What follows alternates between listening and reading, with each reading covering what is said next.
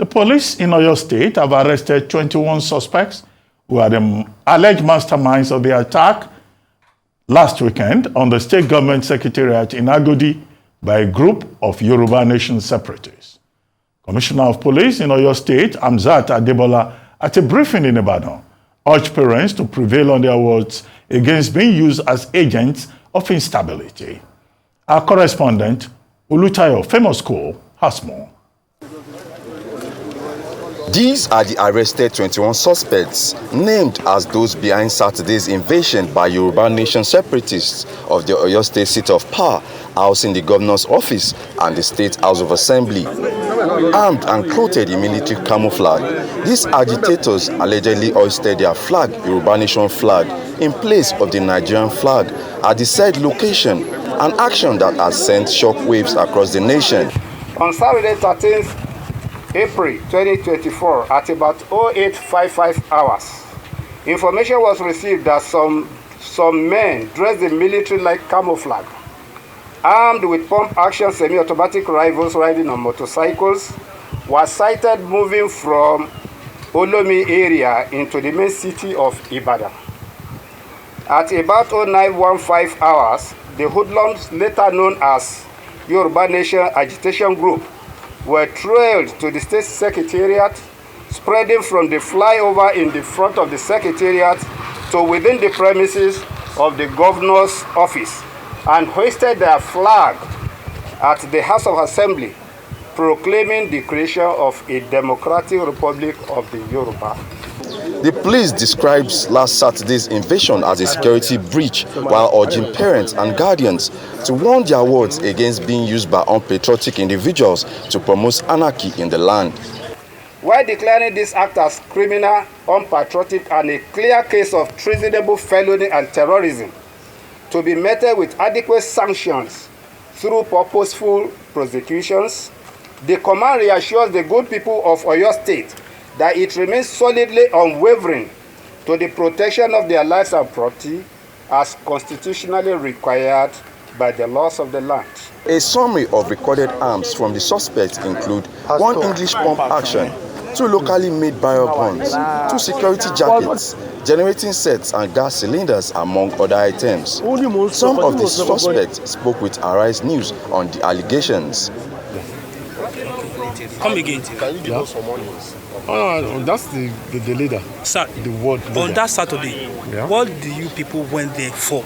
Is it a declaration? To celebrate, to rejoice, to celebrate the new nation that was born. But you went there with armed. Please do not rope, do not say what we did not do. We did not go with any ammunition, we did not go with any weapon. Please, I stand to be corrected. We did not go there. All this uniform you see me wearing, they just gave it to me here now. They just gave it to me here now. The police just gave it to me now, by force, by force. It was not my own. We saw some videos on that day. That some of you wore this thing. Some of us. Did you see me there? I wouldn't know because I wasn't there. No. I was not part of the people that wear the uniform. Where were you arrested? In the front of the secretariat, the state secretariat. Oyo State.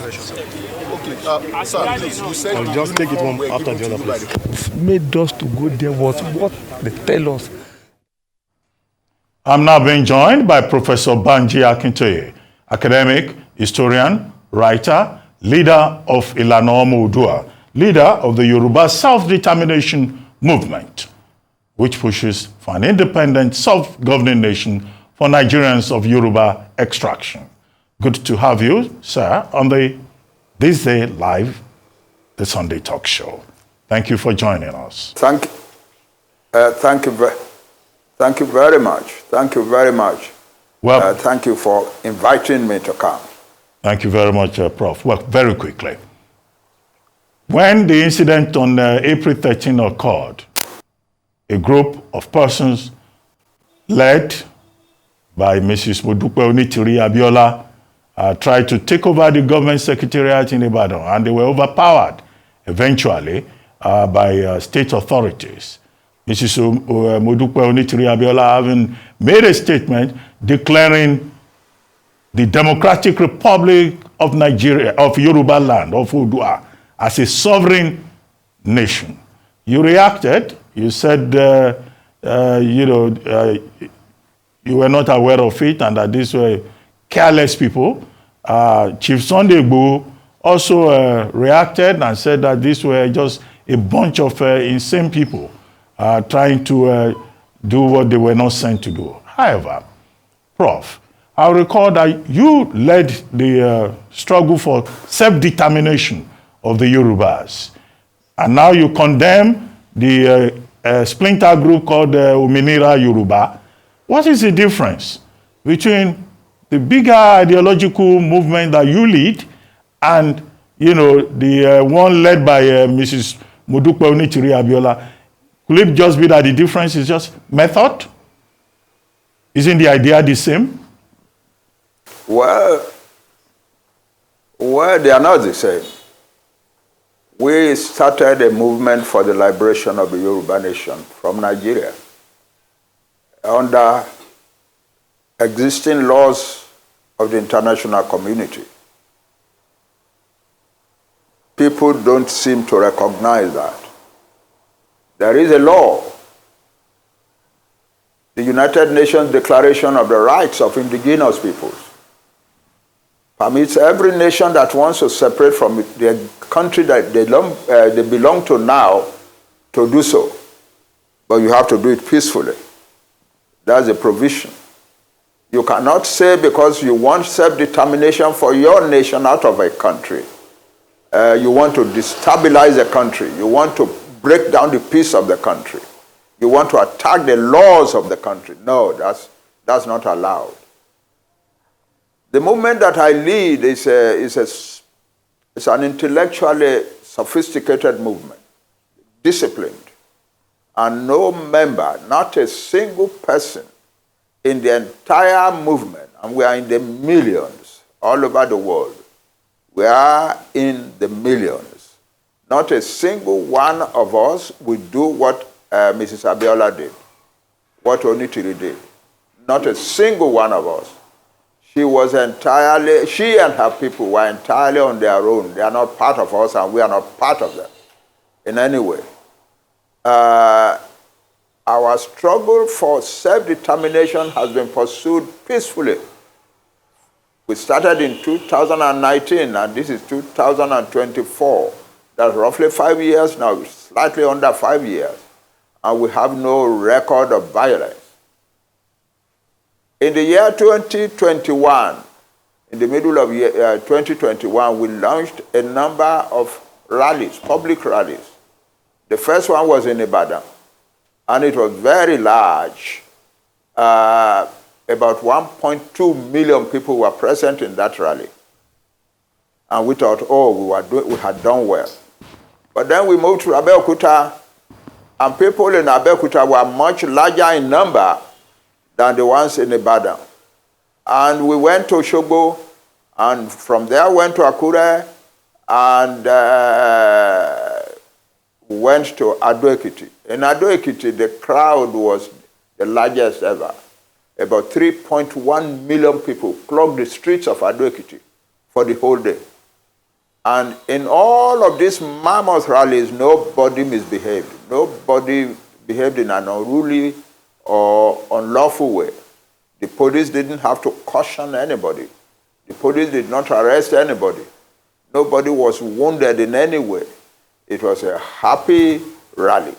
Well, Prof. Young people, educated young people clamoring for their own country separate from Nigeria. That's entirely lawful. Well, Prof, there is a report. Entirely under the law. Prof, there is a report in the paper. And so nobody was arrested. And nobody can be arrested in such circumstances. Well, Prof, there's a story in the papers today. That's who we are.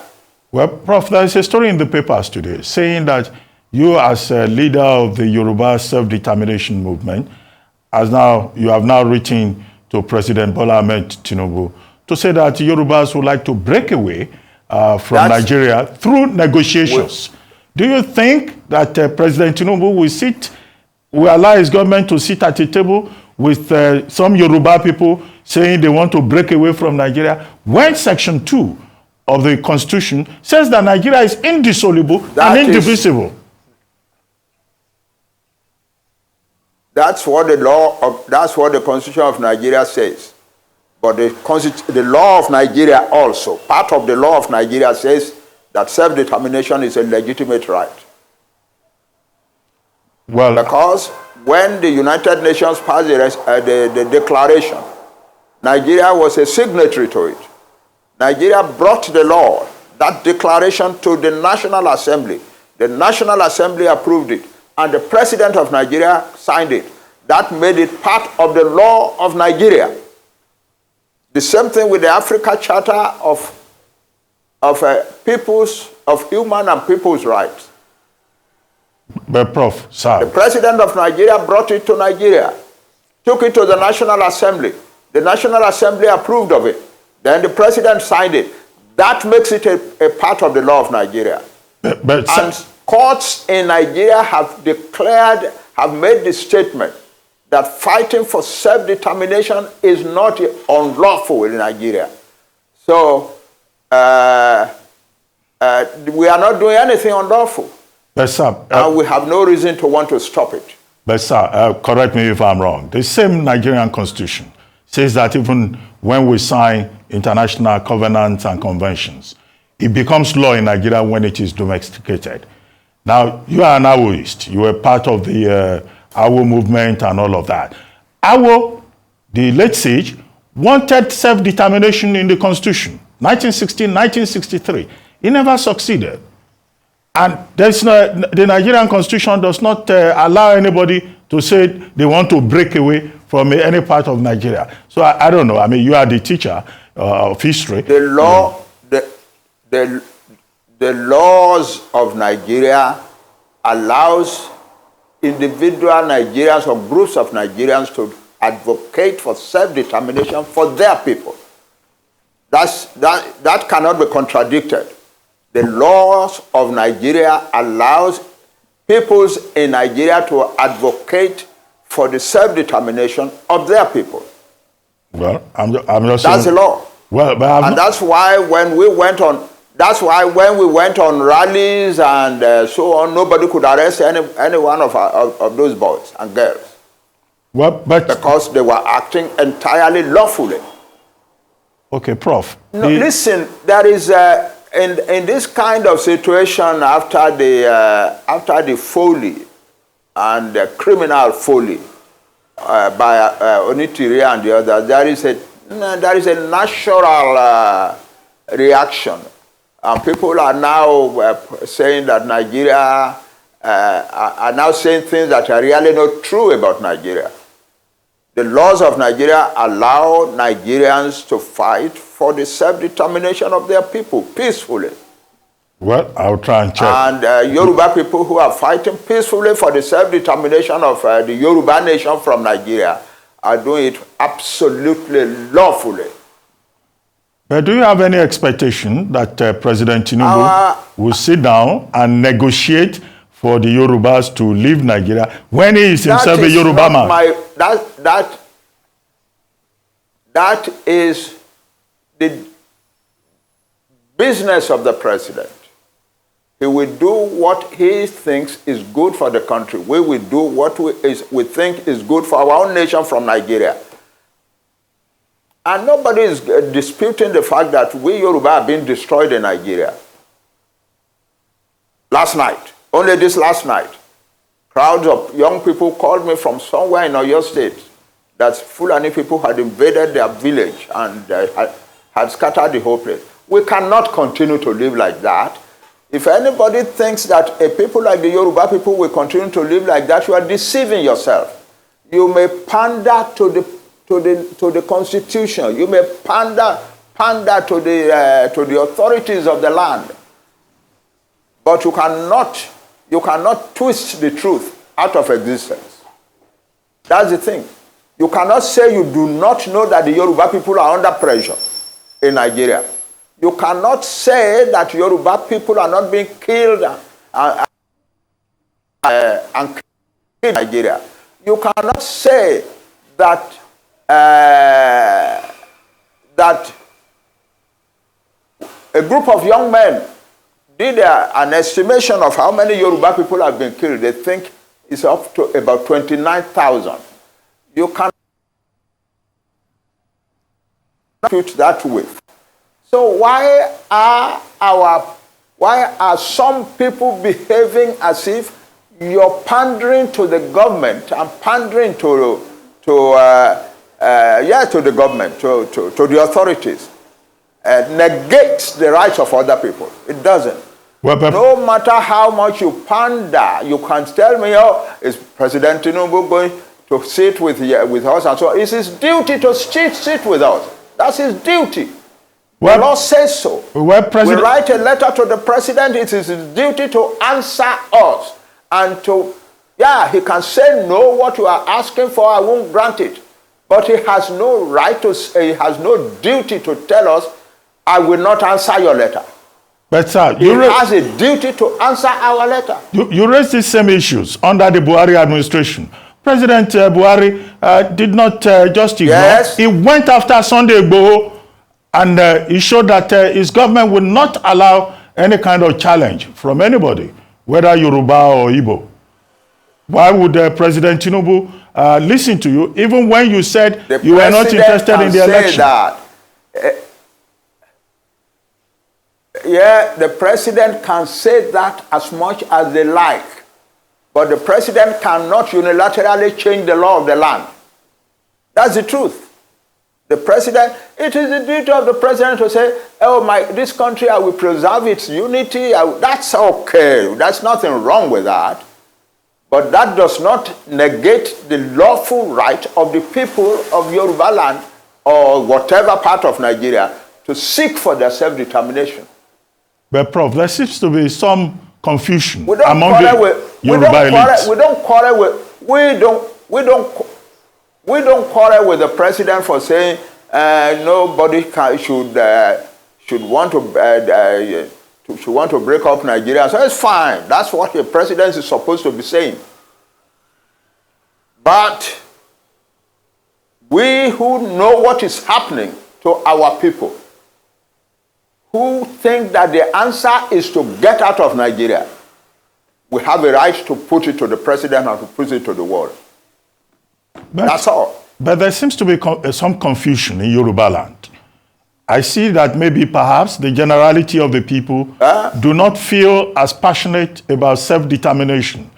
And secondly, there is all kinds of positions. Afenifere is talking about restructuring. You are talking about self-determination. You don't know this. You don't know the nature of the Yoruba society. You don't. Most of the young people, and they are the majority in Yoruba land, want the self-determination of their Yoruba nation. That's the truth of the matter. That's what is keeping the movement going. And they are also doing so in the diaspora. Yoruba young men and women all over the world want their own country, separate from Nigeria. You cannot deny that. No matter how much you want to pander to the government, you cannot deny that. But that's the truth. But anyway, the important thing, however, and I'm surprised that you are not talking about that, is that the Yoruba people who are fighting for self-determination are telling the world and telling themselves that they will do it only peacefully. We are Yoruba. We know our status in the world. We know our status in the black world.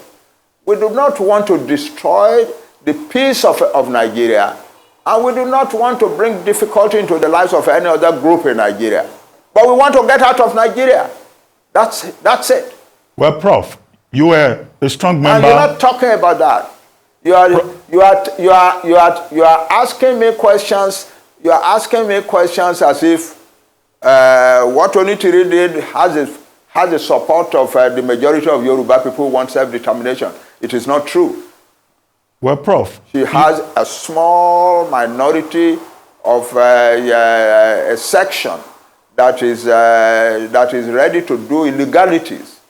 A year ago, they went and attacked a radio station in Ibadan, and so on. Now this year they are attacking the entire government of Ibadan and so on. No. But we have never sent anybody to go and do that. And we do not support it or encourage it. Prof, and we think it is criminal. Prof, and so if they get punished for their criminality, we have no objection to that. Prof, you are a strong but you member. Cannot, because of them, generalize opposition to self-determination. You cannot. Well, Prof, you are a strong member of the Unity Party of Nigeria, also a very strong member of Afenifere. Afenifere is talking about restructuring. You are now talking about self-determination. What is the difference, in these two ideological positions? Our fathers in Afenifere are doing the right thing. Talking about restructuring so that we can go back and live our own life the way we used to live it prosperously. They're doing the right thing. There is nothing wrong with that. But we, another group of people, larger in number than they, are now saying, no, self-determination is the answer, not restructuring. Why? Because when you restructure, you are still in Nigeria. The people who are coming and disrupting your life and destroying your farms and killing your women and raping your mothers and daughters and so on are still Nigerians. They still have a right to come to Nigeria. The only final solution to that is to separate so that you have a separate Yoruba country where we can make our own laws and so on, to which we admit only people we want to admit. So nobody can claim that they have a right to come to our land. They don't have such a. But as long as we are in Nigeria, no matter what restructuring is done, they still have the right to come to our land and do the things that we are doing. Nobody is talking about the fact that most Yoruba farmers have been driven from their farms. I am not hearing that. I'm hearing only about government. I'm not hearing about people. You are not talking about the fact that most Yoruba farmers have been driven from their farms and that the Yoruba nation is in danger of famine upon famine upon famine for years and years to come. You are not talking of the fact that the Fulani declared war on Nigeria on the 24th of January and 26th of January and said that Tinubu is not our president. We are going to Aso Rock. We will take over the seat of government there, and we will use this place to organize the conquest of the rest of Nigeria. You're not talking about that. You are not talking of people who said, no Fulani man must be arrested for the bomb in Ibadan. If you do, you will have bombs in every town in Yoruba, in Nigeria. Nobody is talking about that. Nobody is talking about the sheer insult of living in a country where some people are treating the government like that. You are talking about Onitiri and so on. Why do our... Well, Prof, let me ask you this. Self-determination you are entitled to your opinion. You are entitled to your opinion, but what I'm saying is that your opinion rigorously avoids the truth.